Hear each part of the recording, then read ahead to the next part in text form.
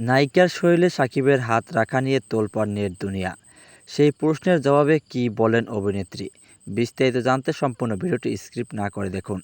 এবারের ঈদুল ফিতরে মুক্তি পাওয়া প্রিন্স সিনেমাটি ঘিরে দর্শকদের প্রত্যাশা ছিল তুঙ্গে। তবে মুক্তির পর প্রেক্ষাগৃহ ও সামাজিক যোগাযোগ মাধ্যমে মিশ্র প্রতিক্রিয়া দেখা যায়।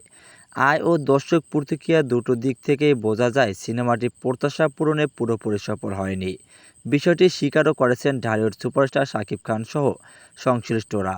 তবে সিনেমার সাফল্য ব্যর্থতার আলোচনা ছাপিয়ে এবার ভিন্ন এক কারণে আলোচনা এই অভিনেতা।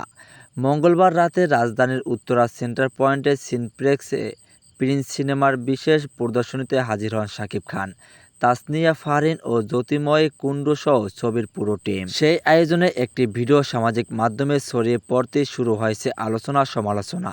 ভাইরাল ক্লিপে দেখা যায় প্রদর্শনী চলাকালীন শাকিব খানের পাশে দাঁড়িয়েছিলেন দুই নায়িকা।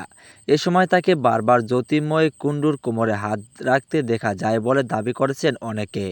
একাধিক সূত্রের বাহ্য এতে অস্বস্তিকরে পড়েছিলেন জ্যোতির্ময়। একই অনুষ্ঠানে তানজিন ফারিনের সঙ্গেও শাকিব খানের ঘনিষ্ঠ আচরণের দৃশ্য ক্যামেরায় ধরা পড়ে।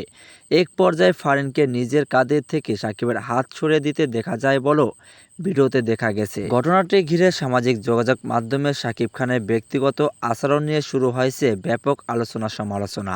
এই বিষয়ে ভারতীয় গণমাধ্যমে প্রশ্নের মুখে পড়লেও জ্যোতির্ময় কুণ্ডু কোনো মন্তব্য করতে চাননি। তার সংক্ষিপ্ত জবাব, আমি এই প্রসঙ্গে কিছু বলতে চাই না।